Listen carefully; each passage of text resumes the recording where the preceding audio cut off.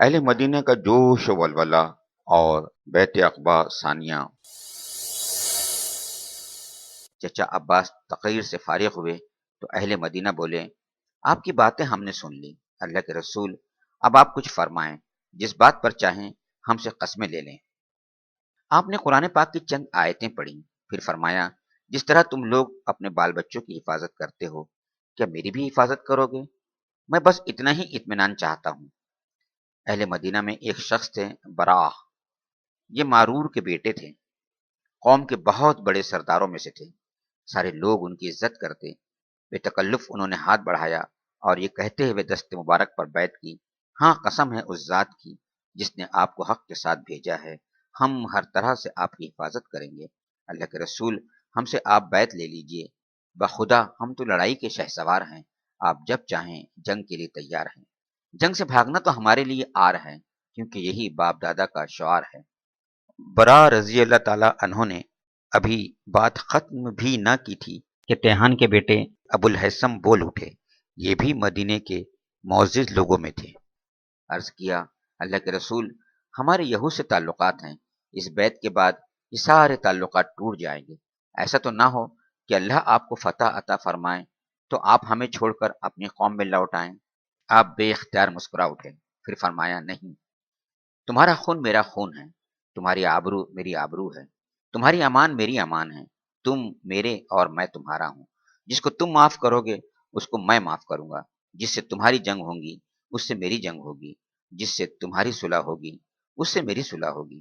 لوگ بیعت کے لیے بڑھنا ہی چاہتے تھے کہ ایک صاحب بول اٹھے، یہ تھے عبادہ کے بیٹے عباس، اوس و خزرج کے بھائی ہو، تمہیں خبر بھی ہے یہ کس بات پر بیعت کرنے جا رہے ہو؟ ایک ساتھ بہت سی آوازیں، ہاں خوب خبر ہے، سن لو، ان کے ہاتھ پر بیعت کرنا ساری دنیا سے جنگ مول لینا ہے۔ تو اگر یہ خیال ہے کہ مال و دولت کو خطرہ ہو یا قوم کے سردار مارے گئے تو ساتھ چھوڑ دو گے تو بھائی ابھی سے چھوڑ دو، بعد میں چھوڑو گے تو نہ دنیا کے رہو گے نہ آخرت کے، اور اگر مالی نقصان اٹھانے کا حوصلہ ہے، سرداروں کی ہلاکت پر صبر کی ہمت ہے، تب ضرور لے چلو، دنیا و آخرت دونوں میں بامراد ہوں گے۔ ایک ساتھ بہت سی آوازیں آئیں، ہاں مالی نقصان ہمیں گوارا ہے، سرداروں کا قتل ہونا بھی گوارا ہے، پر رسول خدا کو چھوڑنا گوارا نہیں۔ اللہ کے رسول ہم اپنے عہد پر قائم رہیں تو ہمارا کیا اجر ہوگا؟ ارشاد ہوا، جنت ملے گی جنت، تو اپنا ہاتھ لائیے۔ جوش و جذبے سے سرشار آوازیں ایک ساتھ گونجی، آپ نے اپنا ہاتھ بڑھا دیا اور سب نے باری باری بیعت کر لی۔ یہی بیعت ہے جو بیعت عقبہ ثانیہ کے نام سے مشہور ہوئی۔ مشرکین کی بخلاہٹ، یکا یک ایک زور کی چیخ بلند ہوئی اور خاموشی کو چیرتی ہوئی ساری فضا میں پھیل گئی۔ قریش کے لوگوں، یہ اوس و خزرج تم سے جنگ کے منصوبے بنا رہے ہیں، دیکھو یہ محمد سے جانثاری کی قسمیں کھا رہے ہیں۔ یہ آواز کیا تھی؟ دراصل ایک خطرے کی گھنٹی تھی، لیکن یہ بھی اہل مدینہ کے عزم و حوصلے کو نہ ہلا سکی۔ فکر و تشویش تو درکنار، عبادہ کے بیٹے عباس کو اور جوش آ گیا اور بولے، اللہ کے رسول قسم ہے اس ذات کی جس نے آپ کو حق کے ساتھ بھیجا ہے، اجازت ہو تو کل ہم اہل مینا پر چڑھائی کر دیں؟ فرمایا، ہمیں اس کا حکم نہیں، تم سب اپنے اپنے خیموں میں چلے جاؤ۔ مسلمان فوراً اپنی اپنی خوابگاہوں میں پہنچ گئے اور آنکھیں بند کر کے سو رہے۔ صبح ہوئی تو قریش نے اہل مدینہ کے خیموں کا رخ کیا، وہاں پہنچ کر انہیں سخت سست کہا، آنکھیں لال پیلی کرتے ہوئے بولے، مدینے والوں خدا گواہ ہے، ہر قبیلے سے جنگ کرنا ہمیں گوارا ہے، پر تم سے گوارا نہیں۔ پھر تم یہ کیا منصوبے بنا رہے ہو؟ محمد کو اپنے یہاں کیوں لے جانا چاہتے ہو؟ کیوں ہمارے مقابلے میں تلواریں تولنا چاہتے ہو؟ مدینے کے مشرکوں کو تو رات کی کارروائی معلوم نہ تھی۔ سرداران قریش کی باتیں سن کر بہت چکرائے، بڑی بڑی قسمیں کھانے لگے، محمد سے ہم سے تو کوئی بھی بات چیت نہیں ہوئی۔ مسلمان اس بارے میں کچھ نہ بولے، البتہ کوشش کرتے رہے کسی طرح بات کا رخ بدل جائے، کوئی اور گفتگو چھڑ جائے۔ قریش نے یہ صورت دیکھی تو سخت حیران ہوئے کہ ماجرا کیا ہے۔ وہ لوٹ تو آئے لیکن ذہن پریشان تھے، بار بار سوچتے کہ سچ مچ رات کو ایسا واقعہ ہوا، کیا خبر دینے والے نے ہم کو صحیح خبر دی اور مدینے والے جھوٹ بول رہے ہیں، یا یہ خبر غلط ہے اور مدینے والے سچے ہیں؟ اب انہیں صحیح صورتحال جاننے کی دھن تھی اور بس انہوں نے معاملے کی چھان بین شروع کر دی اور اس میں اپنی ساری قوت اور ذہانت لگا دی۔ ادھر اہل مدینہ نے جھٹ رخت سفر باندھا اور اپنے وطن کا رخ کیا کہ کہیں قریش کو پتہ چل گیا تو جان چھڑانی دشوار ہوگی۔ مدینے میں نئی زندگی کی صبح۔ انصار کا اندازہ صحیح نکلا۔ قریش بہت جلد ساری باتیں جان گئے۔ رات میں جو کچھ ہوا تھا سب کی خبر پا گئے۔ اب جیسے ان کے ہوش اڑ گئے، غصے سے وہ بوکھلا گئے۔ فوراً انصار کا پیچھا کیا کہ وہ ہاتھ سے جانے نہ پائیں، لیکن ناکامی ہوئی۔ انصار کسی طرح ہاتھ نہ آئے۔ البتہ ایک انصاری گر گئے۔ یہ تھے عبادہ کے بیٹے سعد۔ اب کیا تھا؟ ظالموں نے خوب دل کی بھڑاس نکالی، ان کی مشکیں باندھ دیں اور مارتے پیٹتے بالوں کے بل گھسیٹتے مکے لائے۔ وہاں پہنچ کر انہیں مسلسل ستاتے رہے۔ مکے میں دو ہی آدمی تھے، جبیر اور حارث۔ یہ دونوں سوداگر تھے، برابر شام جایا کرتے۔ راستے میں مدینے سے گزرتے تو سعد ہی ان کو پناہ دیتے اور ان کا مال تجارت لٹنے سے بچاتے۔ اس احسان کے بدلے میں ان دونوں نے سعد کو پناہ دے دی۔ اس طرح کہیں جا کر ان بیچارے کی جان چھوٹی۔ قریش نے جلسے پر جلسے کیے، گھنٹوں سر جوڑ کر بیٹھتے رہے اور باہم مشورے کرتے رہے محمد کے سلسلے میں کیا کیا جائے، کس طرح اسے ناکام کیا جائے۔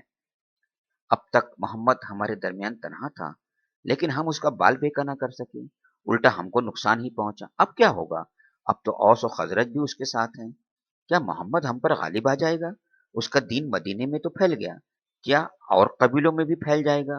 اور اس طرح وہ ہم کو فنا کر دے گا، ہمارے محبوب شہر کو ویران کر دے گا، ہمارے سارے بتوں کو مسمار کر دے گا، جبکہ ہم انہی کے لیے برسوں لڑتے رہیں۔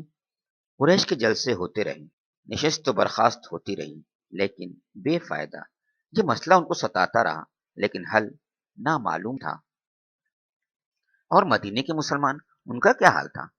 اب ان کا عالم ہی کچھ اور تھا۔ مکے کی بیعت ان کے لیے ایک نئی زندگی کا آغاز تھی۔ اب سینوں میں سکون و اطمینان کی ٹھنڈک تھی اور دلوں میں یقین کی کیفیت۔ اب ان کی روحانیت بڑھ رہی تھی اور عزم میں پختگی آ رہی تھی۔ اب وہ اسلام کے پرجوش مجاہد تھے، جہاں ہوتے اسلام کے نعرے لگاتے، جس سے ملتے اسی کے گن گاتے۔ پھر ان کی دینی غیرت کو اور جوش آیا، اخلاص و یقین میں اور برکت ہوئی۔ گھر گھرانے کے جو لوگ اب تک شرک پر تھے، ان کے بتوں پر دست درازی شروع کر دی۔ موقع پا کر ان کو توڑ پھوڑ دیتے، یا رات میں لوگ سو جاتے تو انہیں غلاظت میں ڈال آتے۔ صبح ہوتی مشرک مورتیوں کی یہ گد دیکھتے تو تل ملا کر رہ جاتے اور ان کو دھو دھا کر پھر وہیں رکھ دیتے۔ مسلمان موقع پا کر پھر یہی کرتے۔ یہی تماشا ہوتا رہتا۔ بالآخر مشرکوں کو ہوش آ جاتا۔ وہ سوچتے جن کو ہم نے دیوتا بنایا ہے وہ کتنے بے بس ہیں اور حقیر ہیں، اپنے نفع اور نقصان پر بھی تو قادر نہیں۔ چنانچہ کچھ عقلوں پر سے پردے ہٹ جاتے تو وہ توبہ کر کے دین اسلام میں آ جاتے۔ اس طرح مدینے کی فضا بالکل تیار ہو گئی کہ پیارے نبی وہاں جائیں تو سر آنکھوں پر بٹھائے جائیں، پاک ساتھی وہاں جائیں تو ہاتھوں ہاتھ لیے جائیں، اور پھر وہاں ایک نئے دور کا آغاز ہو سکے۔ خدا کا حکم آ گیا، آپ نے سب کو ہجرت کی اجازت دے دی۔ فرمایا تم لوگ ہوشیاری کے ساتھ مدینے چلے جاؤ، ایک ایک دو دو کر کے جاؤ، قافلوں کی شکل میں نہ نکلو کہ خواہ قریش کی نظریں اٹھیں اور وہ تمہارا پیچھا کریں۔ اس طرح بہت سے مسلمان کوچ کر گئے اور قریش بے خبر رہے۔ لیکن یہ بات چھپنے والی کب تھی؟ آخرکار وہ بھی جان گئے اور ساری صورتحال بھانپ گئے۔ اس سے ان کا غصہ اور بڑھا، سینہ جوشی انتقام سے کھولنے لگا۔ وہ ہاتھ دھو کر مسلمانوں کے پیچھے پڑ گئے، دن رات گھات میں رہنے لگے کہ کوئی مکے سے باہر نہ جا سکے اور ہجرت کی ساری اسکیم فیل ہو جائے۔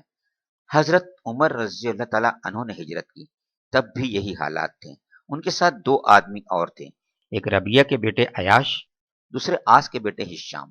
تینوں نے طے کیا جس کو جب موقع ملے مکے سے باہر نکل جائیں، پھر ایک جگہ سب اکٹھا ہو جائیں۔ اگر کوئی نہ آئے تو سمجھ لیں قریش کی گھات میں آ گیا، پھر بقیہ دونوں سفر کو آگے بڑھائیں۔ متعینہ جگہ پر عمر اور عیاش پہنچ گئے، ہشام نہ آئے۔ دونوں سمجھ گئے ہشام مشرکوں کے پنجے میں آ گئے، چنانچہ وہ مدینے کے لیے روانہ ہو گئے۔ ادھر ہشام کی جان پر بنائی، مشرکوں نے خوب دل کا بخار نکالا، اتنا ستایا کہ دین پر قائم رہنا دشوار ہو گیا۔ قریش کا یہی انداز رہا، دن رات کا یہی برتاؤ رہا۔ بدقسمتی سے جو بھی ان کے ہاتھ لگ گیا بے دردی سے پیس کر رکھ دیا۔ بالآخر تڑپ تڑپ کر اس نے دم توڑ دیا۔ اس طرح کتنی ہی عورتیں بیوہ ہو گئیں، کتنے ہی بچے یتیم ہو گئے، لیکن اس پر بھی انہیں چین نہ آیا۔ وہ محمد صلی اللہ علیہ وسلم کی طرف سے سخت فکر مند تھے، خوش سوچتے اور جس سے ملتے یہی سوال کرتے، محمد نے ساتھیوں کو تو مدینے بھیج دیا، لیکن کیا وہ خود بھی جائے گا؟ کہیں ایسا تو نہیں وہ خود یہیں رہے اور ساتھی مدینے میں؟ حبشہ کی ہجرت میں تو یہی ہوا تھا۔ قریش کے ذہن و دماغ پر یہ سوالات چھائے ہوئے تھے۔ وہ بڑی بے چینی سے باہم چہمے گوئیاں کر رہے تھے، لیکن ہوگا کیا، اس سے بے خبر تھے۔ تو کیا قریش باہم چہمے گوئیاں ہی کر کے رہ گئے؟ نہیں، ایسا نہ تھا۔ وہ برابر فکر مند رہے، مسلسل سوچتے رہے، محمد کے مقابلے میں کون سی انوکھی چال چلی جائے، کون سی تیر بہدف تدبیر کی جائے۔ کہیں ایسا نہ ہو ساتھیوں کی طرح وہ بھی ہاتھ سے نکل جائے، پھر تو بڑی آفت ہوگی۔ سارا مدینہ تو اس کا جانثار ہے ہی، مکے کے سب مسلمان بھی وہیں ہیں، ان سب کو لے کر وہ ہم پر چڑھائی کر دے گا۔ مسلمانوں پر قریش کی بڑی سخت نگرانی تھی، ہر آن سخت پہرا تھا، لیکن یہ ساری کوششیں عقارت گئی۔ کڑی نگرانی کے باوجود مکہ خالی ہو گیا، سارے مسلمان ایک ایک کر کے مدینے چلے گئے۔ حمزہ، عثمان، زبیر بن عوام سبھی چلے گئے۔ جو جاتا کسی کو مال و جائیداد کا ذمہ دار بنا جاتا، عزیزوں سے گھر بار کی رکھوالی کرنے کے لیے کہہ جاتا۔ اب پیارے نبی صلی اللہ علیہ وسلم کے ساتھ صرف علی اور ابو بکر صدیق رضی اللہ تعالیٰ عنہ رہ گئے، اور مکہ میں بس وہ مسلمان رہ گئے جو بدقسمتی سے دھر لیے گئے تھے اور بڑی بے کسی کے ساتھ مظلومی کے دن کاٹ رہے تھے۔ آخر میں حضرت ابو بکر صدیق بھی خدمت اقدس میں حاضر ہوئے اور ہجرت کی اجازت چاہی۔